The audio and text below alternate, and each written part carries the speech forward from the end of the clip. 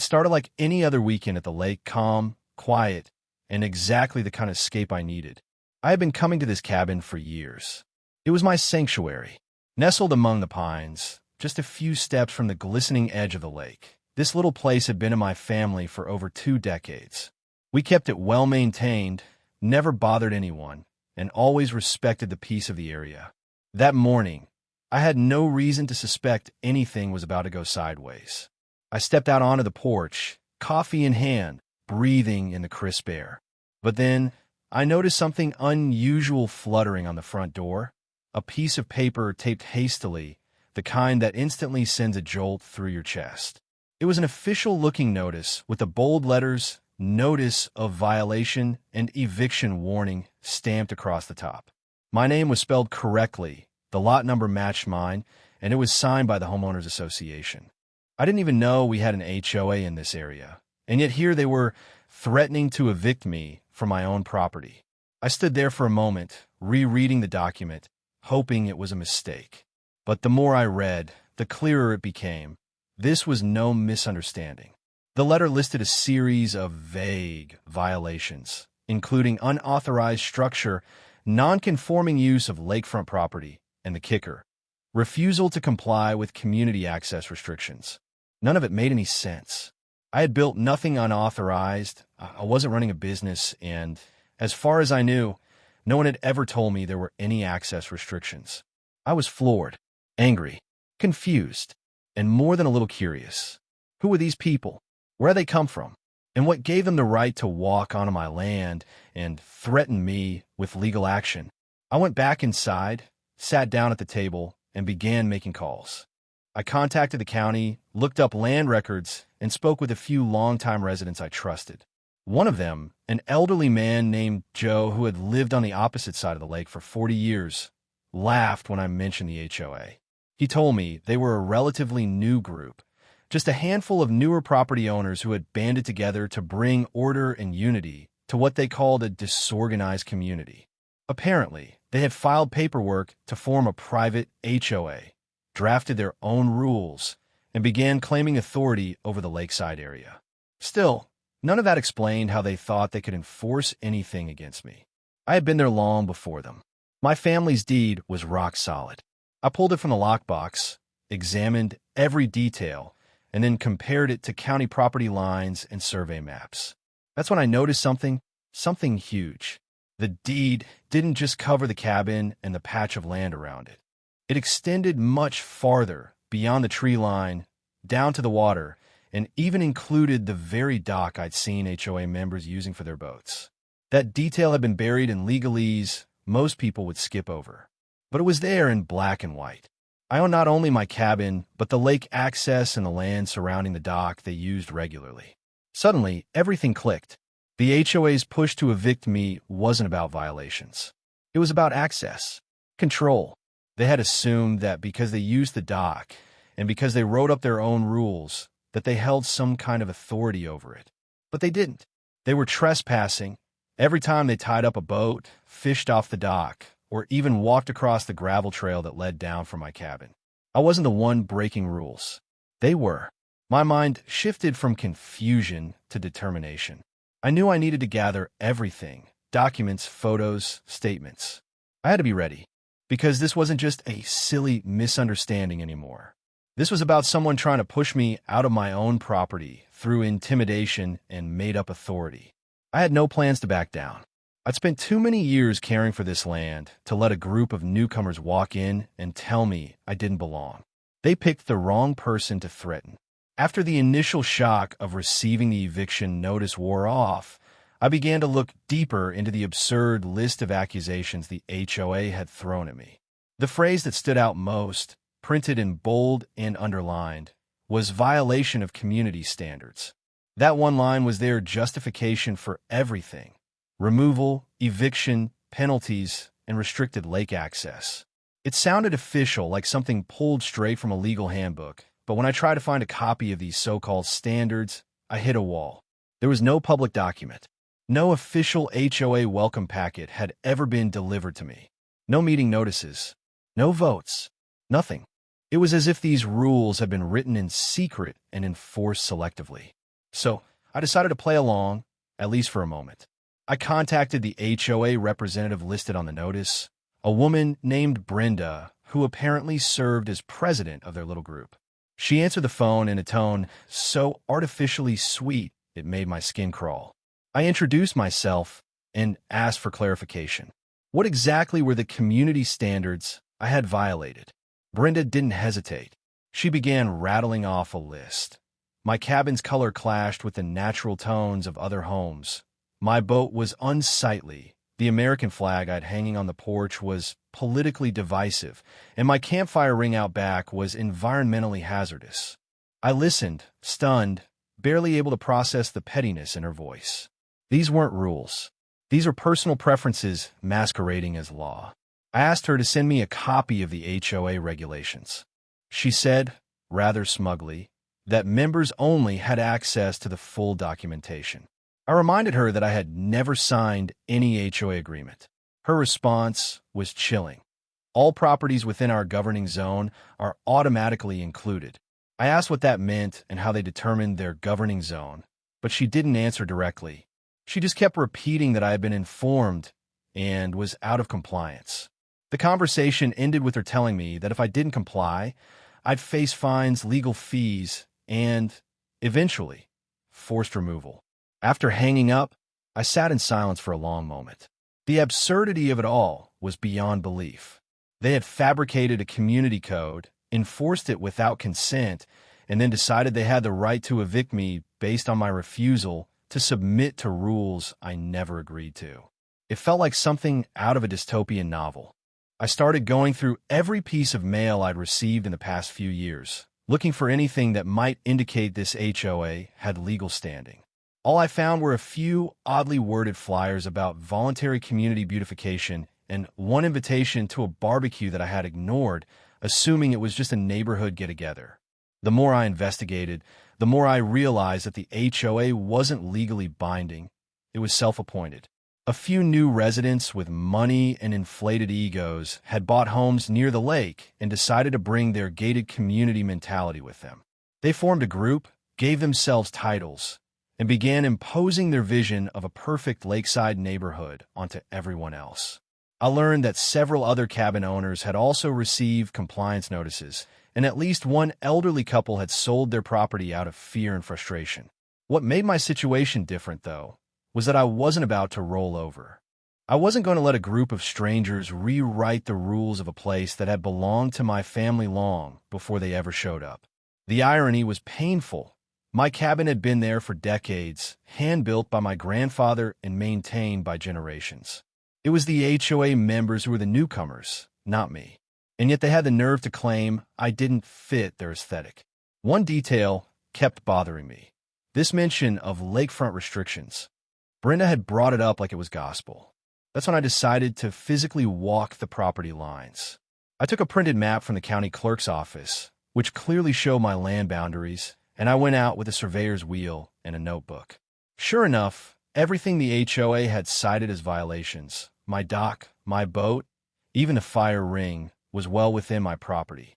Not only that, but the very land they claimed to protect under their community access rules was actually mine. I took photos, videos, and detailed notes. If this ever went to court, I'd be ready. But even more than that, I wanted to expose them. I wanted everyone around the lake, especially those who felt powerless, to understand that these HOA bullies didn't own the land they pretended to manage. They weren't authorities. They were just people who liked to play boss, hoping no one would stand up to them. After all the phone calls, documents, and threats from the HOA, I realized that I needed to get to the root of the issue. Everything the HOA had claimed, from the so-called violations to the eviction notice, was supposedly backed by legal authority. But I knew that authority only held weight if it had a foundation. And the foundation of any property dispute lies in one place, the deed. So I dug it out. The original paperwork my father had passed down to me when he transferred ownership of the cabin. It was old, the edges slightly frayed from decades of being pulled from file cabinets and folders, but the ink was still legible. And as I began to read through the legal descriptions, something jumped out at me. This wasn't just a standard property deed. It didn't just say cabin and lot. It went into incredible detail. Meets and bounds, specific distances, coordinates, even historic landmarks. It mentioned the shoreline of the lake by name. It detailed the easement to the dock. It referenced a survey marker placed near a specific pine tree, one I could still see from my front window. Most importantly, it didn't just list the structure. It listed the surrounding land that stretched well beyond what I had always casually assumed was my property. Out of curiosity and growing suspicion, I made a trip to the county records office. I spoke with a clerk who helped me pull every document tied to my parcel number. Deeds, tax records, surveys, even scanned versions of handwritten agreements from over 50 years ago. That's when I confirmed what I had suspected. The original land purchase included not only my cabin lot, but a significantly larger swath of land that wrapped around the curve of the lake, land the HOA was now using as public space. According to the official property lines, I owned everything from the cabin to the water, including the exact spot where the HOA had placed their community bulletin board, docked their boats, and held summer socials. It wasn't some clerical error or a misfiled map. This had always been part of the property, but because my family had never fenced it or enforced strict boundaries, the area had slowly been treated as shared by newer residents. Over time, people had made assumptions. And once assumptions take root, people forget what's real and what's just custom. The HOA wasn't acting out of legal authority. They were acting on habit and entitlement. Armed with this information, I scheduled an appointment with a land surveyor. A professional with GPS-grade equipment came out and marked the full boundary of my property. The results were crystal clear. I didn't just own the cabin and the little stretch of dirt leading to the water. I owned the entire shoreline curve, the boat dock the HOA had installed, and even the gravel path they claimed as a community walkway. It was surreal, standing there and realizing that every step they had taken to push me off the land was not only unfounded, but happening on land they had no right to be on in the first place. I had the deed, the survey, and the historical records to prove it. And suddenly, everything made sense. The HOA wasn't enforcing policy. They were trying to secure land access they didn't own. They assumed I'd never question it, never look past the threatening letters and pseudo-legal jargon. They expected me to fold like others before me. But they didn't count on one thing. The land was mine, and I had the paperwork to prove it. It became more obvious that their entire operation relied on people not knowing their rights. The more residents I talked to, the more I realized this HOA had created its power by filling the void where information should have been. Most people didn't question the group because they didn't know they could. And now, with all this evidence in my hands, I wasn't just questioning them. I was preparing to expose them. As I looked at the survey flags marking the edges of my property, fluttering in the wind along the shoreline, it felt like I was reclaiming something that had slowly been taken away by manipulation and silence. This wasn't just about defending a piece of land anymore. It was about setting the record straight, restoring boundaries that others had ignored, and proving that real ownership doesn't bend to intimidation, no matter how official the paperwork might look when it's taped to your door. After confirming the truth in the deed and getting a professional survey to back it up, I needed to lay it all out visually. Reading legal descriptions on paper is one thing, but standing on the land and seeing where those boundaries actually fall changes everything. I walked every inch of the perimeter from the edge of the cabin through the brush line along the slope that led down to the water. Every flag the surveyor had planted was like a nail in the coffin for the HOA's argument. I took a drone up that weekend just to capture an aerial view. From above, it was even more obvious. My property completely wrapped around the section the HOA had claimed as a communal lakefront. They had no idea. To them, I was just a stubborn old cabin owner refusing to modernize and play by their new rules. But for where I stood, literally and legally, they were the ones trespassing. I began organizing every file into a binder. The original deed, updated surveys, GPS coordinates, time-stamped photos, correspondence from the HOA, even screenshots of their emails and messages in the neighborhood group chat. The more evidence I compiled, the more emboldened I became.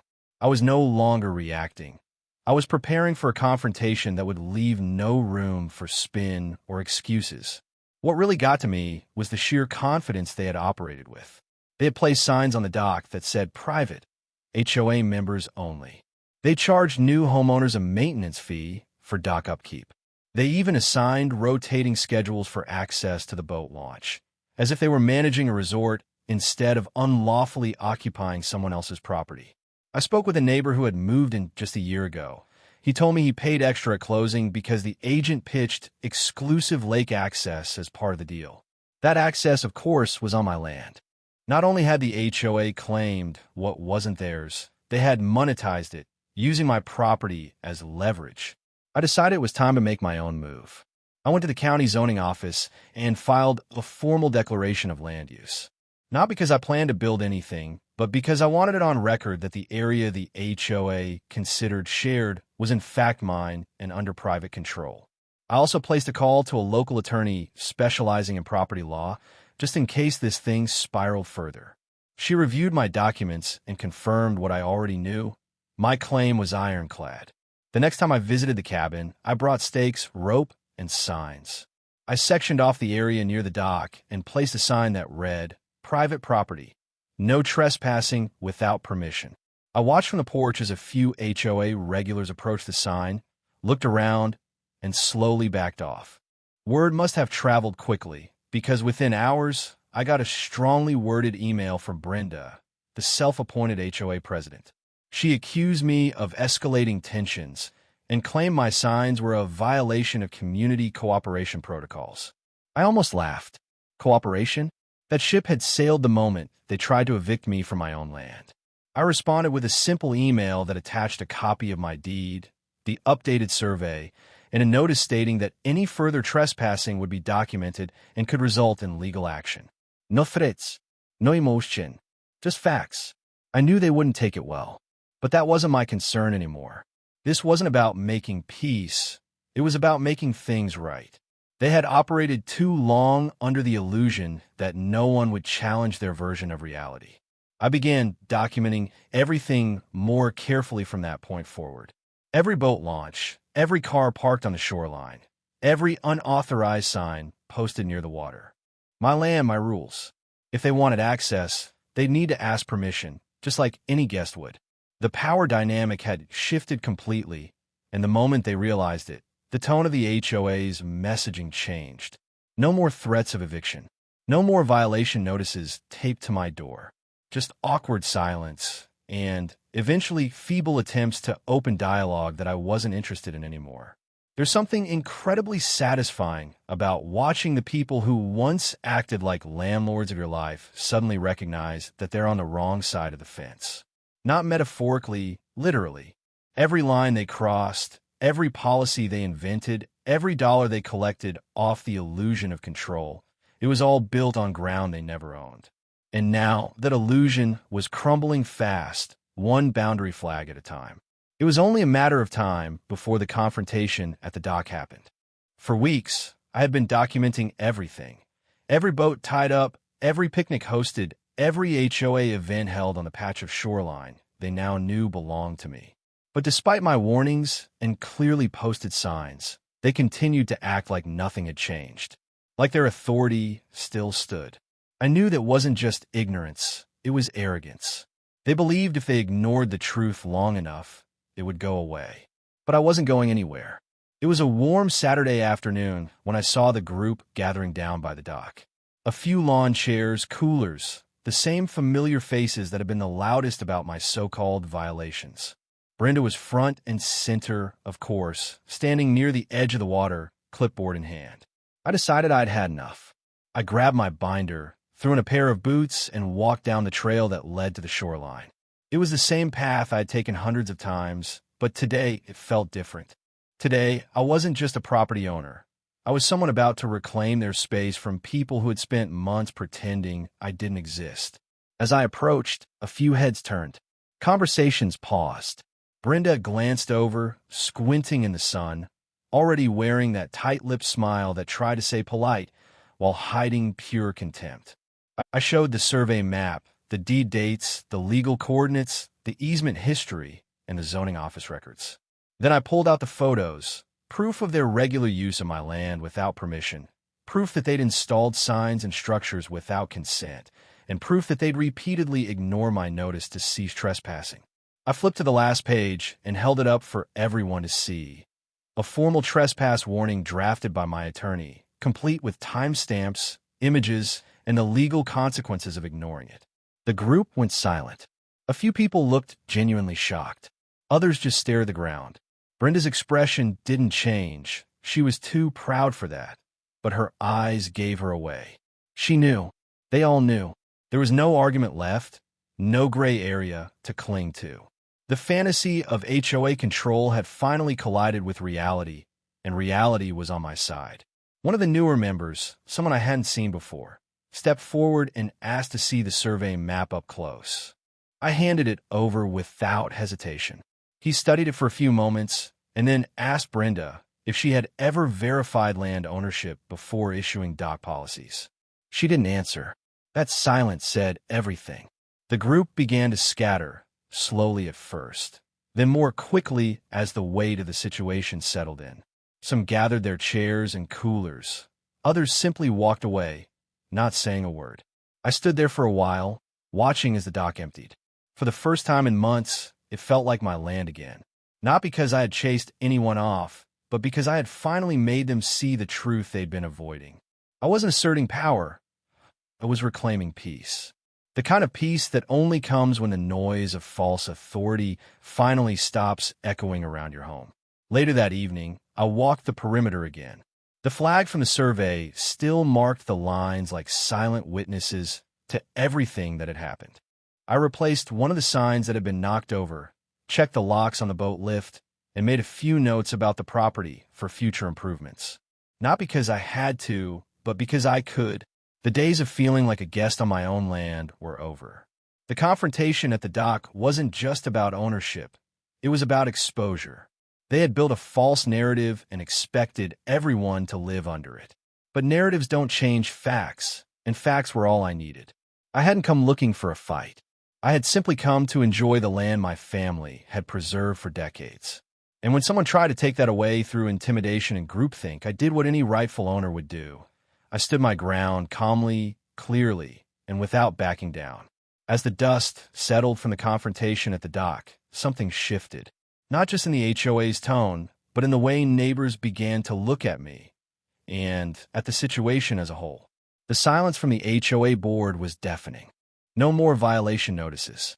No more mysterious community updates slipped into mailboxes. No more threats disguised as neighborly concern. They had been exposed, and the illusion of control they had held over the lakefront community was unraveling fast.